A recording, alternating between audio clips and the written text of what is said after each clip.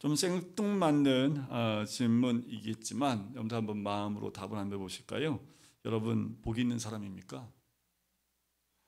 네, 예수 믿었지만 복은 받았는지 잘 모르겠습니다 라고 말하는 분들도 간혹 있을지 모르겠습니다. 그런 생각하는 분들은 아마 꽤 많을 것이라 생각이 되기도 해요. 자, 이것은 복을 소유와 또 성공의 문제로 보고 있기 때문에 그래요.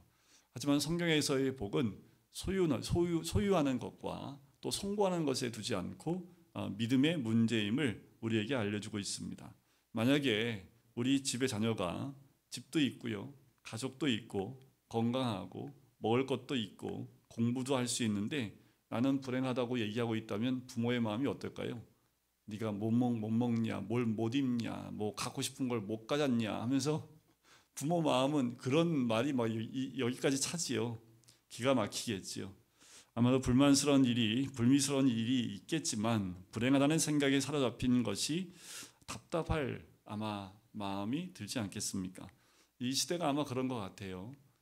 제가 자랄 때만 해도 동네에 정말 그냥 애들 뛰어다니고 막 학원이 어디 있고 뭐 그게 어디 있어요. 그냥 막 뛰어다니면서 초등학교 때 몰려다녔던, 교회 가야지 초코파이 하나 얻어먹을 수 있었던, 제가 초등학교 때 그랬는데 그게 이제 80년대니까 6, 70년대는 더 했지요. 그냥 교회 주일마다 몰려들었던 것이 왜 그럴까요? 교회 와야지 뭔가 누릴 수 있는 것들이 있었고 또 교회 와야지 먹을 수 있는 것, 이런 것들이 있었고 교회에서 연필 주고 공책 주고 했던 것들이 기억이 납니다. 하지만 지금은 풍족하지요. 그런데 그때보다 우리 자녀들은 더 불행하다고 얘기하는 아이들이 더 많아진 것 같은 마음이 있습니다. 어쩌면 우리도 그렇지 않습니까?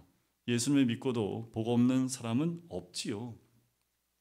복을 받아도 엄청난 복을 받았는데도 모든 죄가 사함받고 하나님의 자녀가 되었고 주님이 마음에 임하신 복이 있지요.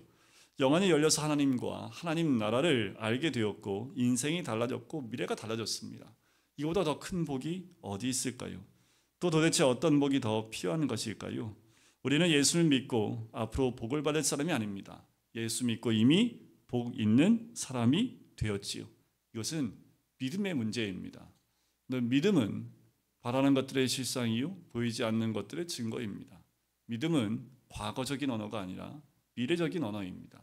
미래에 있는 것을 눈앞으로 가지고 오는 겁니다. 그게 믿음입니다. 그래서 이 복도 미래의 복이 내 눈앞에 있는 거예요. 그러니까 복은 믿음에 관한 문제입니다. 복이 있는 사람에게는 크게 두 가지 특징이 있는데 하나는 하나님을 경외하며 하나는 하나님의 말씀을 크게 즐거워하는 것이다. 1절에 보면 그렇게 나오지요. 할렐루야 여호와를 경외하며 그의 계명을 크게 즐거워하는 자는 복이 있도다라는 거예요. 자, 복 있는 사람은 어떤 사람이라고요? 여호와를 경외하는 자와 하나님의 말씀을 크게 즐거워하는 것, 하나님의 계명을 크게 즐거워하는 것. 이 두 가지는 분리되어 있는 것이 아니지요. 둘 중 하나만 있을 수 없습니다. 이 두 개는 하나라는 거지요. 그렇다면 자신에게 복이 없다 탄식하거나 하나님께서 복 주시기를 기다리지만 그렇게 있지만 말고 하나님을 경외하고 하나님을 적극적으로 그 계명을 크게 즐거워하기만 힘쓰면 복 있게 살게 된다라는 거지요. 우리가 복이 있는 자이기 때문에 하나님을 경외하고 그의 계명을 크게 즐거워하는 자도 있겠지요. 하지만 우리가 적극적으로 여호와를 경외하고 여호와의 계명을 즐거워하는 모습으로 우리의 복이 있음을 드러내 보이는 겁니다. 자, 하지만 주의 계명을 크게 즐거워한다는 구절이 항상 우리 마음 가운데 기쁘게만은 아마 다가오지 않을 수 있습니다. 솔직히 목사들은 맨날 성도님들한테 얘기하죠. 성경 읽으시라고, 기도하시라고, 시간 되면 1:1 하시자고, 시간 되면 말씀 공부하시자고. 그러면 열의 아홉은 목사님 지금은 조금 내년에 다음번에 거의 열의 아홉은 그렇게 말씀을 합니다. 그 마음은 알아요. 부담이 좀 되지요. 하지만 실제 우리 마음에 어떤 놀라운 변화가 일어나고 있는지 우리는 알아야 합니다. 자, 뭐냐 하면 여러분들 원죄가 뭘까요?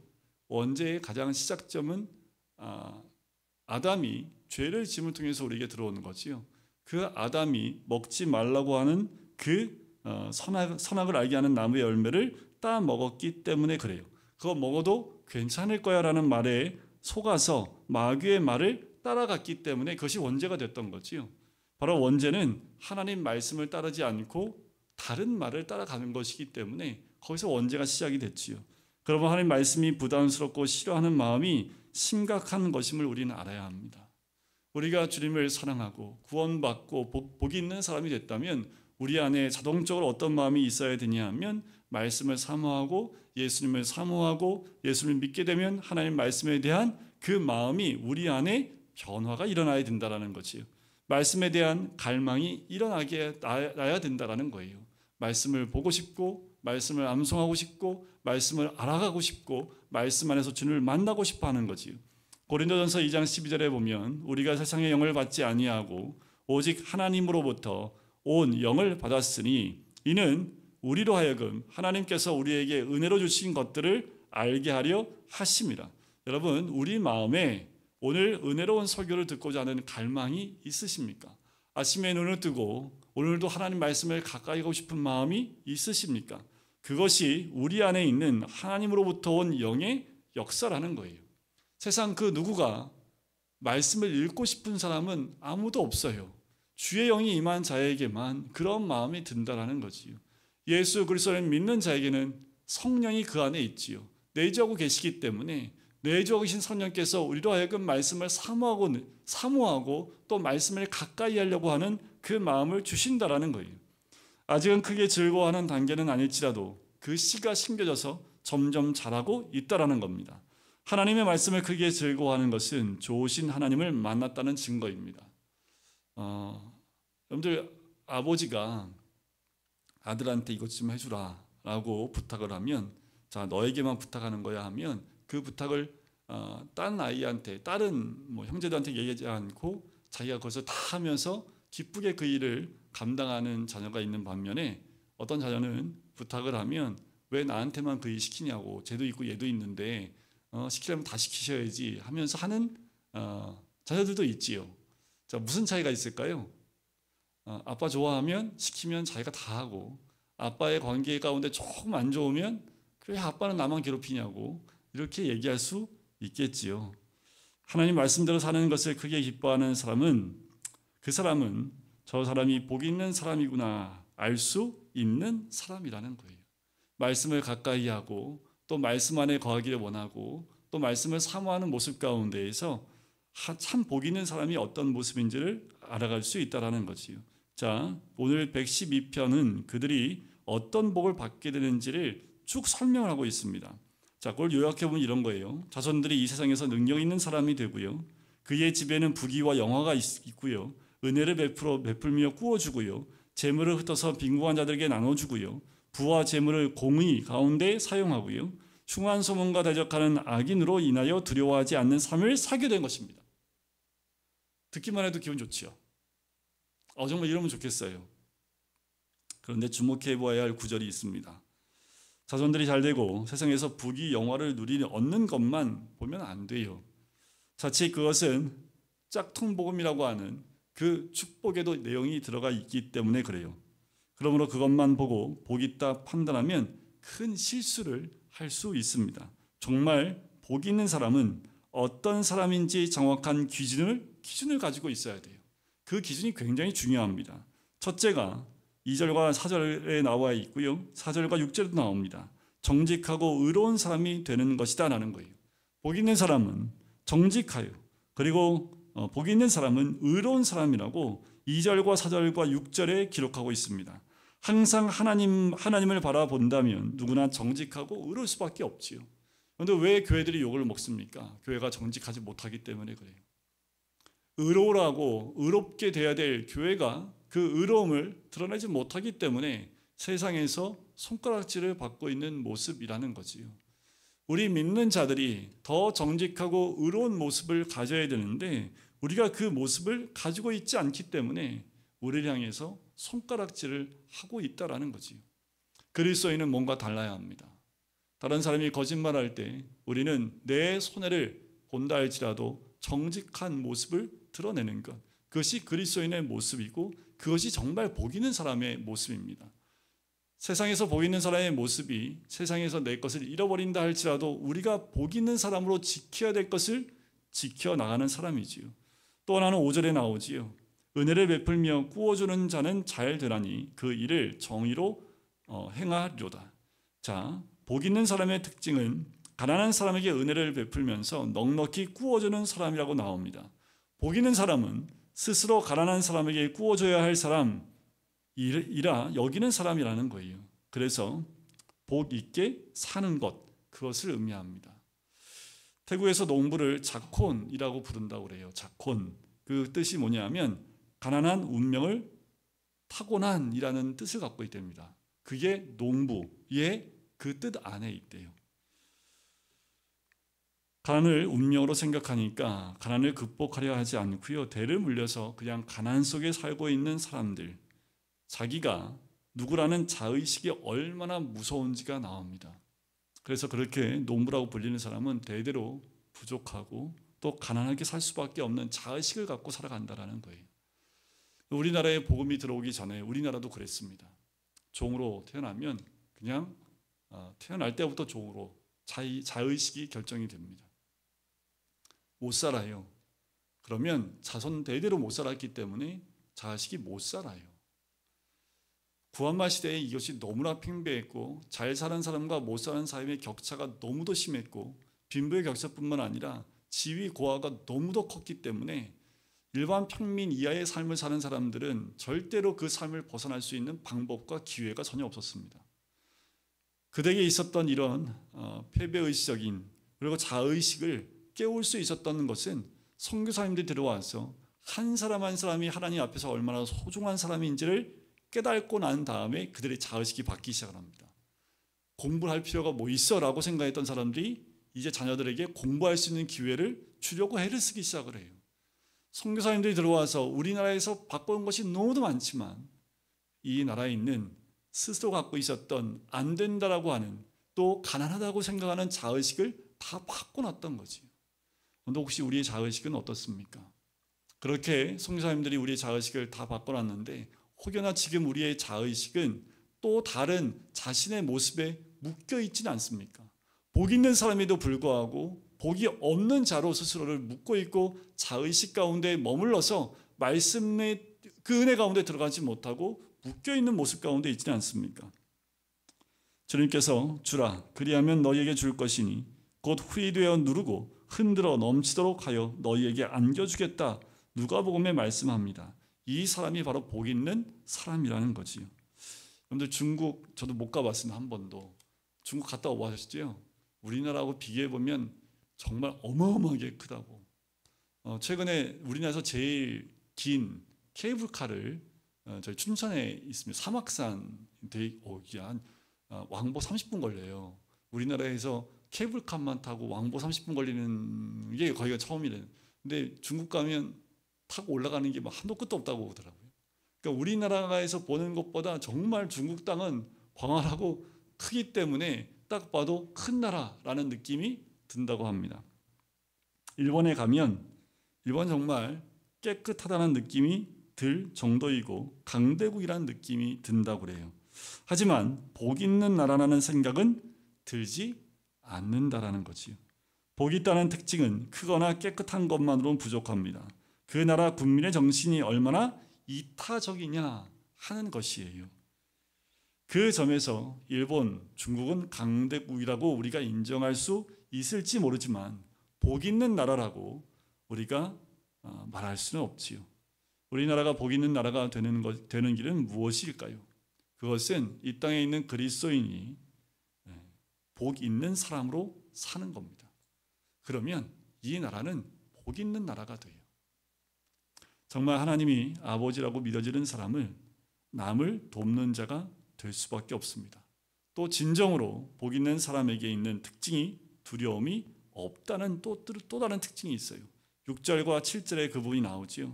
그는 영원히 흔들리지 아니하며 의인은 영원히 기억되리로다. 그는 흉한 소문을 두려워하지 아니하며 여호와를 의뢰하고 그의 마음을 굳게 정하였도다. 많은 사랑 성도들이 하나님 말씀대로 살지 못하는 이유는요. 그 말씀대로 살면 너무 손해가 커서 사업하신 분들이 말씀대로 살면 사업을 망할 수밖에 없다는 두려움 때문에 그 말씀대로 따라갈 수가 없는 거지. 그러니 하나님 계명이 크게 즐거울 리가 있겠습니까? 하나님 말씀대로 살면 내가 손해볼 것 같고 또 그것 때문에 내가 두려움 가운데 있는데 그것이 즐거울 리가 없겠지요. 지금 우리 마음을 뒤흔드는 흉한 소식들이 들려옵니다. 그러나 복이 있는 사람은 아무리 흉한 소문이 들리고 온갖 오해하는 말이나 빈정거리는 소리나 비방을 들어도 두려워하지 않고 마음이 흔들리지 않습니다. 왜 그럴까요? 세상보다 더 크신 하나님을 바라보기 때문에 그래요. 그래서 하나님께서 복을 주실 수 있도록 살 수 있는 거지요. 여러분들 아무리 흉한 소문, 아무리 안 된다라는 이야기를 들어도 두려워할 필요 없습니다. 우리는 복 있는 사람으로 우리는 복이 되기 때문에 우리를 통해서 하나님의 은혜가 이 흉한 소문이 하나님 모든 사람들이 기뻐하는 소문으로 바꿀 수 있는 은혜가 있는 복 있는 삶이 될 줄 믿습니다. 우리가 사방으로 우겨싸움을 당하여도 쌓이지 아니하며 답답한 일을 당하여도 낙심하지 아니하며 박해를 받아도 버림받지 아니하며 거꾸러뜨림을 당하여도 망하지 아니하고 우리가 항상 예수의 죽음을 몸에 짊어짐은 예수의 생명이 또한 우리 몸에 나타나게 하려 함이라. 여러분, 예수님을 믿었다면 이미 복 있는 자가 되었음을 믿어야 합니다. 우리가 무엇을 하여 복을 받는 것이 아니라 복이 있음을 믿으니 복 있게 사는 거예요. 이미 우리가 예수님을 믿기 때문에 그 복이 나에게 임했다 믿기 때문에 그 복이 있는 삶을 사는 거지요. 1절을 다시 한번 볼까요? 우리 1절을 다시 한번 같이 읽어보겠습니다. 시작. 할렐루야. 여호와를 경외하며 그의 계명을 크게 즐거워하는 자는 복이 있도다. 항상 하나님을 바라보며 그 계명을 크게, 주의 말씀을 크게 즐거워하게 되기를 주의 이름으로 간절히 축원드립니다. 세계 제2차 세전 때 군인으로 참전하다가 포로가 되어서 독일군 포로 수용소에 있었던 영국 맥도날드 목사님이 있었습니다. 이분이 하루는 새벽에 한 포로 수용소에 있을 때 친구가 급히 깨우더랍니다. 그러면서 이렇게 얘기했대요. 그들이 왔네 라고 했대요. They have come 이라는 말 딱 세 단어를 하더래요.